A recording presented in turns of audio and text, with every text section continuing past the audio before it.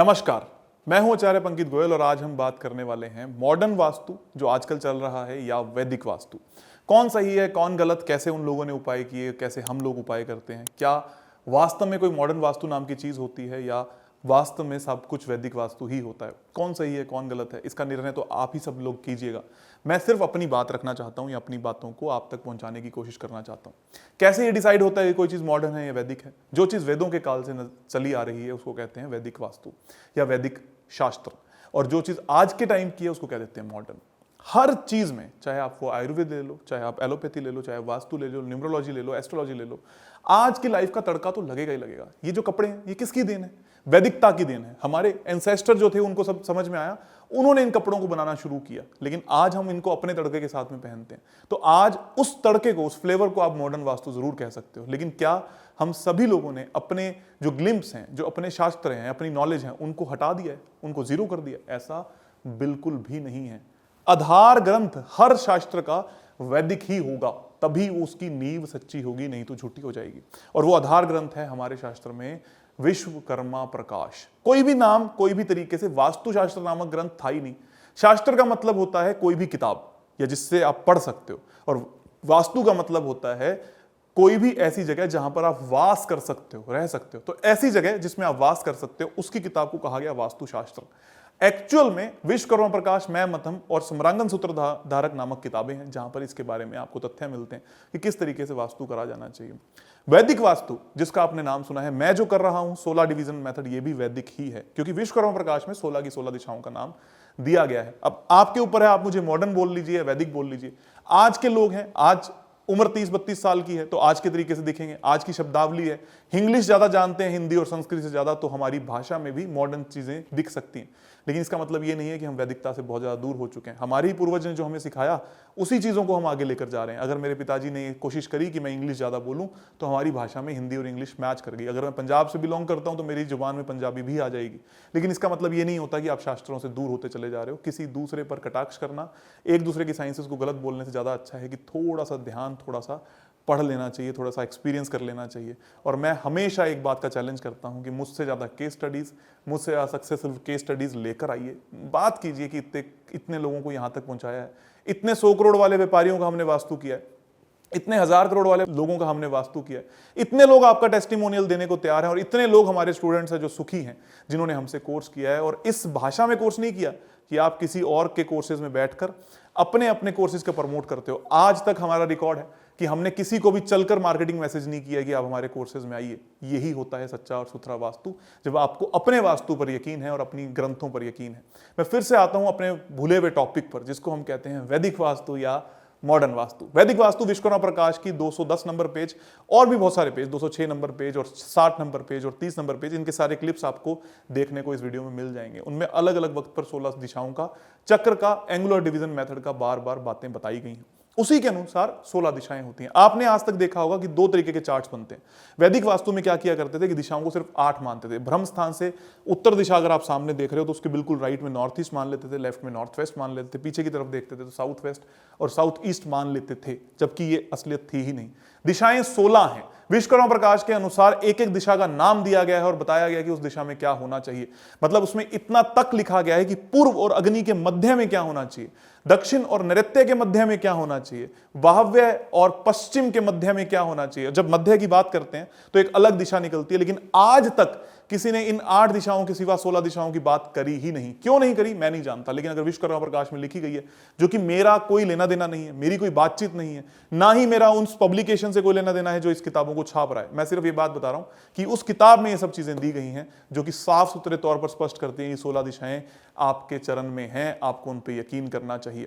तो 8 दिशाओं में आप जब बात करते थे तो बिना किसी डिग्री के, बिना गूगल अर्थ प्रो के, बिना किसी गूगल सेंट्रिक बात के, बिना किसी कंपास के आप यूं ही मान लेते थे कि यहां से हमारा सूरज उग रहा है और हम इसको ईस्ट मान लेते हैं। लेकिन आपको ये पता होना चाहिए कि सूरज भी नॉर्थ ईस्ट से लेकर साउथ ईस्ट कहीं पर भी उग जाता है। मतलब अगर आप गर्मियों में हैं तो नॉर्थ ईस्ट में उगता है और सर्दियों में है तो लगभग साउथ ईस्ट तक सूर्य जा सकता है, अपनी पहली किरण दिखा सकता है। तो सूर्य की गति सिर्फ तब नापी जाती है जब पूरा पूर्णिमा होता है उसी दिन एक पिलर को लगाकर आप दूसरे पिलर तक इस चीज को एक एंशिएंट विधि बताई गई है, उसके अनुसार नॉर्थ और साउथ एक्सिस पे परछाई के माध्यम से नाप सकते हो। तो सबसे पहली चीज तो आपको एक कंपास होना जरूरी है, जिसको मैं कहता हूं मॉडर्न वास्तुकांक। इसका मतलब आज से 20 साल पहले 30 साल पहले गूगल नहीं था तो एक्यूरेट डिग्रीज भी नहीं थी, लेकिन आज मॉडर्न वास्तु क्या है कि हम डिग्रीज पर काम करते हैं, हम गूगल अर्थ प्रो पर काम करते हैं, हम एक्यूरेट सेंटर पे काम करते हैं, हम ऑटोकैड पे काम करते हैं। लेकिन वैदिक वास्तु क्या है, हम पैरामीटर्स और नींव अपनी पुरानी ही रखते हैं, मतलब दिशा का गुण हम चेंज नहीं कर सकते क्योंकि वो फिक्स्ड है। इसलिए हम मॉडर्न भी हैं और हम वैदिक भी हैं। जब आप इन दोनों चीजों का सम्यक संतुलन करते हो तो आपको पता लगता है एक 0 डिग्री होती है नॉर्थ, उस 0 डिग्री नॉर्थ के अनुसार ही सारी चीजें चलने लगती हैं। कौन से जोन में क्या चीज हो रही है वो आपका एक वास्तु दोष है, शुभ अशुभ नहीं है। मैंने बहुत सारे लोगों को ये कहते हुए पाया है कि अगर आपके नॉर्थ में टॉयलेट है तो वो बहुत अशुभ है। अशुभ है क्योंकि वो आपकी जॉब्स और पैसे का दूर लेकर जाती है, लेकिन उसी के साथ साथ में अगर आप उसका छोटा मोटा उपाय कर लेते हो तो वो आपको फल भी दे सकती है। जैसे आज से 100 साल पहले कोई फ्लैट्स में नहीं रहा करता था, लेकिन आज रहते हैं लोग। तो इस तरीके से अलग अलग चीजें अलग अलग वक्त पर अलग अलग परिणाम देती हैं। और वैदिक वास्तु में एक बहुत ही आम घटना घटती थी कि आप जो 64 पद हैं, यानी कि जो हमारी एंट्रेंसेस हैं 32 पद हैं, उसके अनुसार आप जो काम करते थे तो चौथे या तीसरे पद को मानते थे। एंगुलर डिवीजन मेथड में वो पद दूसरे या पांचवें नंबर पे खिसक जाता है। इसलिए मैं हमेशा कहता हूं कि मॉडर्न वास्तु या वैदिक वास्तु या विश्वकर्मा प्रकाश के अनुसार आपको हमेशा हमेशा हमेशा एंगुलर डिवीजन मेथड पर काम करना चाहिए, आपको सीखना चाहिए। वैदिक वास्तु के हिसाब से बहुत सारे लोगों ने ईशान कोण में गेट बनवा दिया और लोगों को बर्बाद करने में चले गए, जबकि विश्वकर्मा प्रकाश इस बात को साफ सुथरे तौर पर कहता है कि ईशान में गेट नहीं होना चाहिए या नॉर्थ ईस्ट में गेट नहीं होना चाहिए। इसी तरीके से बहुत सारी चीजें हैं जो वैदिक ही हैं, लेकिन लोगों ने ये कहा कि हम वैदिक नहीं हैं। इसलिए आज मैं आप सभी के सामने ये चीज लेकर आया हूं कि आपके घर के सेंटर में खड़े होकर आप अपने हाथ में कंपास लेकर वास्तु नहीं कर सकते। ये कोई वैदिकता का प्रमाण है ही नहीं। प्रमाण है आप अपने प्लेन पेपर पर नक्शा बनाइए, उसको टू द स्केल बनाइए, उस पर सेंटर निकालिए, सेंटर निकालने के बाद गूगल अर्थ प्रो से डिग्री निकालिए और 16 दिशाओं में विभाजित कर लीजिए। जब वो 16 दिशाओं में विभाजित हो जाएगा तो आपको बखूबी पता लग जाएगा कि कौन सी दिशा में कौन सा वास्तु दोष है और उसके कारण क्या क्या चीजें हो रही हैं। जबकि आज तक आप क्या करते हैं, 8 दिशाएं बनाई और उसके अनुसार देखते गए, यहां ये शुभ है, यहां पौधे रख दो, यहां ये शुभ है, यहां कमरा बना दो। उस कमरे का मैं एक सबसे बड़ा उदाहरण आप सभी लोगों को देता हूं। कमरे की अगर मैं बात करूं तो सभी लोगों ने 8 दिशाओं में विभाजित करके ज्यादातर लोगों को नृत्य कोण यानी कि साउथ वेस्ट का कमरा दिया। आप सभी के साथ तो ये हो ही चुका होगा, या कम से कम आपके पिताजी के साथ या माताजी के साथ तो हो ही चुका होगा कि आप सभी लोग नृत्य कोण यानी कि साउथ वेस्ट में सो रहे होंगे, या आपका बड़ा भाई कम से कम साउथ वेस्ट में सो रहा होगा।